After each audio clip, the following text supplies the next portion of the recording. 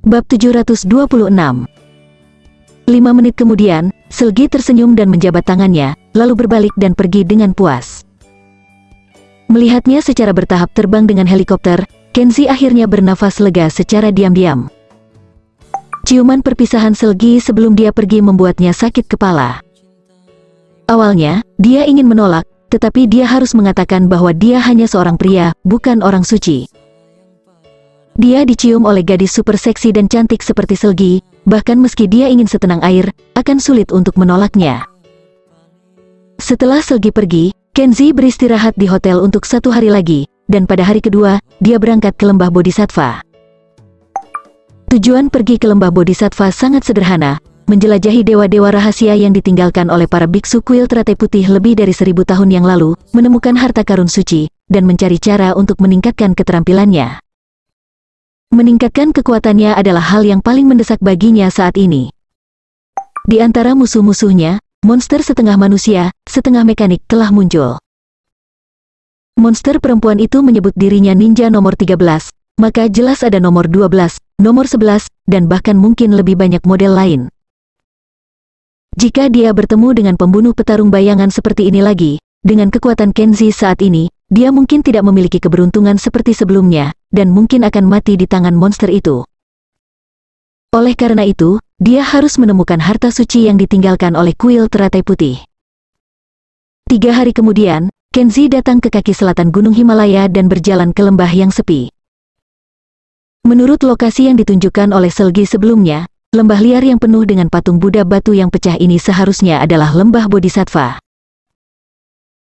Kenzi mengeluarkan peta harta karun suci yang dia gambar ulang dari ranselnya, dan membandingkan arah gunung dan sungai. Dia menandai lokasi para dewa di kuil teratai putih ribuan tahun yang lalu. Pada siang hari, Kenzi berjalan ke tumpukan reruntuhan di lembah. Menurut catatan peta harta karun suci, reruntuhan di depannya dan batu-batu bobrok yang ditutupi lumut harusnya adalah kuil hijau 1000 tahun yang lalu. Kenzi berjalan-jalan di sekitar sini, reruntuhan dan temboknya terlalu lapuk. Jika hanya melihatnya dari luar, Anda tidak dapat mengatakan bahwa tempat ini dulunya adalah sebuah kuil. Kenzi berjalan ke tengah reruntuhan itu, menebak bahwa tempat ini seharusnya adalah lobi aula Buddha di bekas kuil hijau, jadi dia berjongkok dan mengetuk permukaan batu bata yang tertutup lumut dengan tangannya, mencoba mencari tahu di mana tanah itu tidak kosong. Menurut catatan peta harta karun suci, ada jalan rahasia di bawah kuil hijau, yang mengarah langsung ke bawah tanah kuil merah, tetapi setelah sekian lama, Kenzi tidak dapat menemukan lokasi yang tepat dari pintu masuk ke jalan rahasia. Bum bum, bum bum, untungnya, Kenzi mencoba batu bata kedua, dan menemukan bahwa suara ketukannya sedikit berbeda, yang jelas, bagian bawah batu bata ini bukanlah tanah padat. Kenzi melihat ke atas lalu melihat sekeliling, dan segera menemukan bahwa sekitar 10 meter jauhnya, di dasar tembok yang runtuh dan lapuk, ada kerusakan tembaga yang ditutupi dengan patina hijau. Dia bergegas dan menariknya dengan keras. Boom, klik. Lantai batu bata tempat dia berdiri sebelumnya jelas runtuh sedikit, tetapi setelah bunyi klik yang aneh, tidak ada lagi gerakan, dan pintu masuk ke terowongan tidak dibuka sama sekali. Kenzi berpikir sejenak, dan menebak bahwa itu pasti karena sudah terlalu tua, dan mekanisme yang membuka jalan rahasia telah kehilangan efisiensi kerjanya, jadi dia berjalan ke lantai batu bata yang sedikit cekung, dan menyalurkan semua kekuatannya ke kaki kanan, lalu menginjak dengan keras. Bang!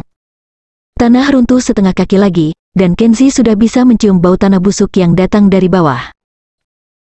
Dia mundur sedikit, mengumpulkan kekuatannya lagi, dan bersiap untuk menendang lagi, membuka jalan rahasia langsung dengan kekerasan. Namun, pada saat ini, suara seseorang samar-samar terdengar di seberang tembok yang hancur di sebelah barat. Baru saja, ada suara keras di sana, dan sepertinya ada seseorang di sana. Ayo pergi dan lihat. Mungkin itu para pengungsi yang ingin menghancurkan batu Buddha dan menjualnya, karena mereka tidak takut mati. Kali ini, ayo bunuh mereka semua. Itu adalah suara wanita yang mengucapkan kalimat terakhir, dan Kenzi merasa akrab dengan nada keras itu, jadi dia berpikir sejenak, lalu diam-diam menyelinap ke dekatnya dan bersembunyi di balik dinding batu yang rusak. Sekelompok pria dan wanita dengan pakaian berbeda keluar dari hutan di sisi barat lembah. Pria dan wanita ini semuanya mengenakan pakaian lapangan yang nyaman untuk melintasi gunung dan lembah, tetapi seorang wanita yang memimpin mengenakan pakaian biksu, dengan jubah dan tudung. Dia tinggi, kurus, gelap dan jelek. Kenzi sekilas tahu bahwa itu adalah kakak perempuan yang bertanggung jawab atas hukuman di kuil teratai putih Arzena. Selain mengenali Arzena, Kenzi juga melihat Agatha. Agatha berjalan di tengah kerumunan, dan sepertinya situasinya tidak terlalu baik. Sepertinya dia telah ditampar di wajahnya yang putih dan bersih, dan masih ada bekas merah di sudut mulutnya. Dia juga diikat dengan tali dengan tangan berada di belakang punggungnya, seperti tahanan. Kenzi diam-diam bingung, bertanya-tanya apa yang terjadi pada Agatha. Cepat ke sini, salah satu ubin lantai di sini telah runtuh. Pada saat ini, seorang pria bersetelan Orion menemukan ubin lantai yang runtuh oleh kaki Kenzi, dan memanggil Arzena dan lainnya yang sedang mencari di tempat lain. Arzena dan yang lainnya berkumpul untuk melihat dengan hati-hati sebentar, dan seseorang berkata, "Aneh, kami datang ke sini 2 hari yang lalu, dan kami tidak melihat ubin lantai runtuh, dan..." Orang lain menginjak batu bata permukaan, menyela dan berkata, "Bagian bawah ubin lantai sepertinya berlubang, dan saya tidak tahu apa yang dilakukan para pengungsi itu dengan ubin batu ini. Mungkin, para pengungsi itu pergi ke hutan terdekat. Kami dapat menangkap mereka dan bertanya kepada mereka. Apa yang ingin mereka lakukan? Tidak perlu terlalu repot."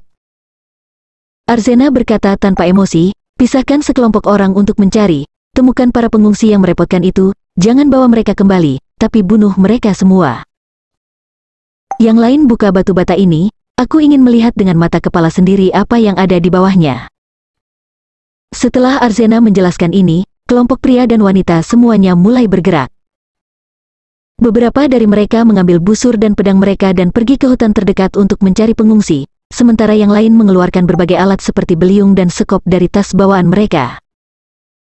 Dan kemudian di bawah komando Arzena, bekerja sama untuk membongkar batu bata itu.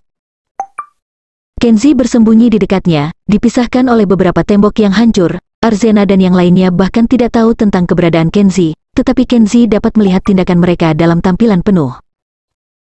Boom, di bawah tarikan jerat, batu bata bluestone yang berat dengan cepat diangkat, memperlihatkan tangga-tangga yang menjulur ke bawah selangkah demi selangkah, seperti lorong makam yang gelap. "Heh, kakak Arzena. Ini jalan rahasia yang sangat panjang. Mungkin kita telah menemukan tempat tersembunyi dari harta karun suci." Kerumunan menjadi heboh. Agatha, yang tangannya terikat, awalnya sedikit terkejut, lalu dia menjabat tangannya yang terikat dan berkata dengan percaya diri, "Lepaskan, lepaskan aku. Segera lepaskan ikatanku." Bab 727. Setelah Agatha berteriak, Arzena berjalan ke arahnya dan menatapnya dengan mata tegas. "Jika Anda tahu ada lorong bawah tanah di sini, mengapa Anda tidak memberitahu saya sebelumnya? Kamu telah berkeliaran selama lebih dari sebulan, apa niatmu?" Sudah kubilang sejak lama, setelah ribuan tahun di tempat ini, gunung dan sungai telah bergeser, dan beberapa medan tidak cocok." Agatha tersipu dan membantah. Kenzi, yang bersembunyi dalam kegelapan, bingung setelah mendengar ini. Agatha jelas berbohong. Dia hanya memiliki setengah peta perburuan harta karun di tangannya tentang lokasi spesifik kuil merah. Apa motifnya membodohi mereka sedemikian rupa? Arzena berkata dengan dingin, "Adik perempuan, aku tidak percaya satu kata pun yang kamu katakan sekarang. Jika kamu menyusuri jalan rahasia ini dan benar-benar menemukan harta karun suci, maka aku akan membiarkanmu pergi dan melupakan kesalahanmu. Kalau tidak, aku akan menjumlahkan kesalahan lama dan baru dan menyelesaikan jia untukmu." Dia berkata dengan dingin dan bangga, "Ayo. Ikat dia untukku, dan tinggalkan 2 orang untuk mengawasinya dengan cermat. Yang lain membawa alat dan turun bersamaku untuk melihat." Arzena memberi perintah, dan 2 pria kuat melangkah maju, mendorong Agatha ke samping, mengikat punggungnya ke tiang batu yang telah runtuh lebih dari setengah, dan lainnya mengenakan tali, senter, dan bahkan masker pernapasan. Dipimpin oleh seorang pria kurus dengan obor, kelompok itu perlahan-lahan menyusuri jalan rahasia. Melihat Arzena dan yang lainnya telah turun, Agatha diam-diam sedikit khawatir, karena dia tidak tahu kemana arah jalan rahasia ini. Jika Arzena dan yang lainnya tidak menemukan sesuatu yang berharga, mereka pasti akan kembali dan tidak sabar untuk membakarnya. Saat itu, mungkin kehidupan kecil Agatha akan diselesaikan di sini. Dalam keputusasaan, Agatha tiba-tiba tersenyum genit, dan berkata kepada seorang pria yang menjaganya, "Kakak Rossi, tanganku sangat sakit, tolong bantu aku melepaskannya." Saya tahu bahwa kakak Rossi sangat peduli dengan Agatha. Sekarang Agatha diikat dengan sangat tidak nyaman, kakak Rossi pasti merasa sangat tidak nyaman di hatinya. Pria pendek bernama Saudara Rossi itu membungkuk dan berkata, "Saudari Junior, sebenarnya saya benar-benar ingin melonggarkan ikatanmu, tapi aku tidak berani melanggar perintah kakak perempuan." Suara Agatha bahkan lebih genit, "Kakak Rossi, lepaskan saja tanganku dan biarkan aku sedikit nyaman, kakak senior tidak akan menyalahkan kamu." Selain itu, kakak Rossi, bukankah kamu selalu ingin berlatih ganda dengan Agatha? Selama kakak Rossi menjagaku, Junior Agatha pasti akan memberitahumu saat kembali ke kuil. Aku hanya akan menjadi seorang wanita untuk Saudara Rossi selama sisa hidupku, dan aku akan berlatih ganda dengan Saudara Rossi setiap hari. Benarkah? Mata pria pendek bernama Saudara Rossi bersinar setelah mendengar ini, dan dia dengan bersemangat dan serakah terus melirik ke arah wajah Agatha yang cantik, dada yang membuncit, dan pinggang yang anggun. Jelas dia sangat tergoda di hatinya. Aham. Pada saat ini, pria lain yang menjaga Agatha berbicara. Dia meliriknya dan dengan tenang mengingatkan, "Rossi, jangan hilangkan otak di kepalamu. Kamu ingat statusmu, bahkan murid rendahan seperti Anda dan saya tidak pantas mengambil tubuhnya. Saya mendengar bahwa kali ini, Saudari Junior melakukan kejahatan, dan banyak master sekte menginginkannya sebagai milik pribadi, untuk menikmati kegembiraan latihan ganda. Jika Anda berani merindukan tubuhnya, saya kira banyak orang akan membuat masalah bagi Anda. Jangan katakan apa-apa lagi, bicarakan saja tentang Arzena. Kakak senior kita bukan orang yang baik, kurasa dia akan menjadi orang pertama yang menghukummu, dia pasti akan membakarmu."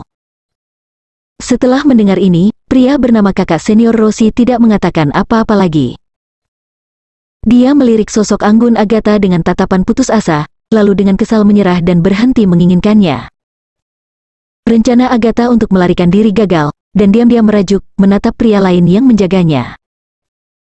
Pada saat ini, Kenzi menutupi wajahnya dengan syal hitam, dan berjalan keluar dari balik reruntuhan tembok. "Siapa kamu?"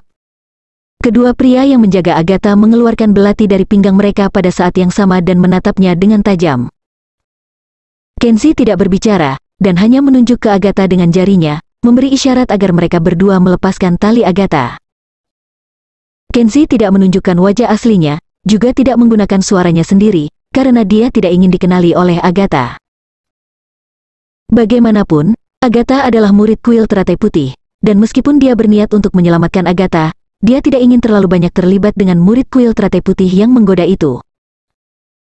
Agatha memandangnya dengan aneh, mencoba mencari tahu siapa orang ini, tetapi dua pria lainnya yang menjaga Agatha tanpa sadar menganggapnya sebagai musuh yang datang untuk membalas dendam. Pria bernama Brother Rossi berkata dengan muram, "Saudaraku, Anda mengatakan bahwa orang ini bersembunyi sejak tadi, mungkinkah dia berasal dari tempat berkumpulnya para pengungsi? Kita mendobrak dan membunuh keluarganya, mungkin dia kesini ingin membalas dendam dari kita."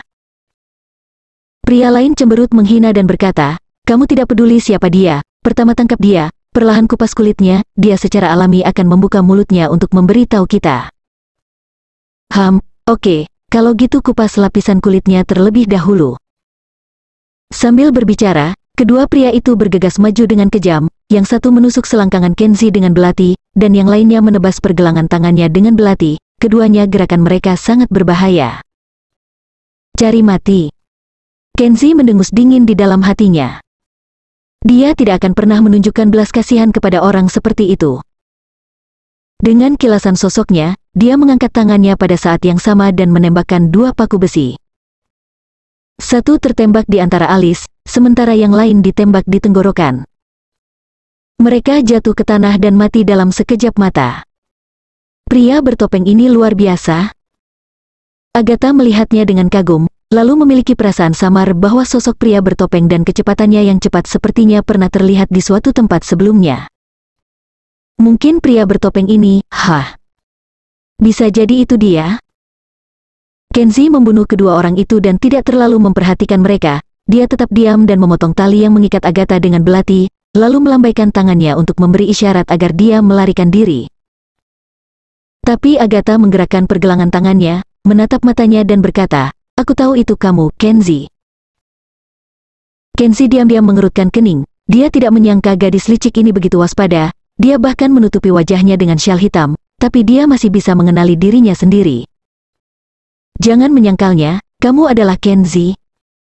Agatha terus menatap matanya dan berkata, "Hanya kamu yang akan muncul di lembah Bodhisattva sendirian untuk mencari harta suci, lonceng Buddha. Dan tujuanmu datang ke sini pasti sama dengan kami, untuk menemukan lonceng Buddha. Jika tebakanku benar, tempat ini sudah kami cari berkali-kali. Alasan mengapa tiba-tiba ada jalan rahasia, itu hanya bisa dilakukan olehmu. Karena hanya kamu yang benar-benar melihat peta perburuan harta karun yang ditinggalkan oleh biksu sesat, dan hanya kamu yang tahu jalan rahasia yang tersembunyi di lembah Bodhisattva dan mekanisme untuk membukanya." Kenzi menatapnya tanpa menyangkalnya, dan perlahan melepas selendang hitam menutupi wajahnya. "Kamu sangat pintar. Tapi aku harus mengingatkanmu bahwa wanita yang terlalu pintar akan sering berakhir dengan memalukan." Dia berkata dengan ringan, "Pergilah."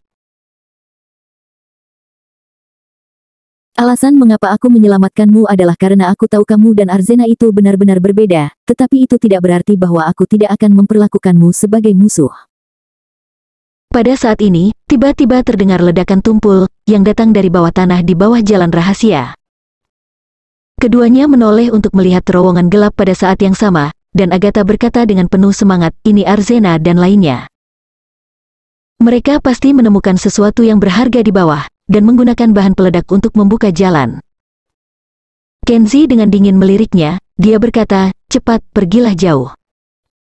Kemudian, dengan kilasan sosoknya, dia bergegas ke lorong makam yang gelap. Arzena dan gengnya pergi lebih dulu dan Kenzi sedikit khawatir harta karun yang ingin dia temukan akan didahului oleh Arzena dan yang lainnya. Agatha berhenti di pintu masuk dan berjuang sebentar, lalu mengertakkan gigi dan berkata, "Kenzi, tunggu aku." Dia juga melompat turun dan memasuki lorong makam yang gelap.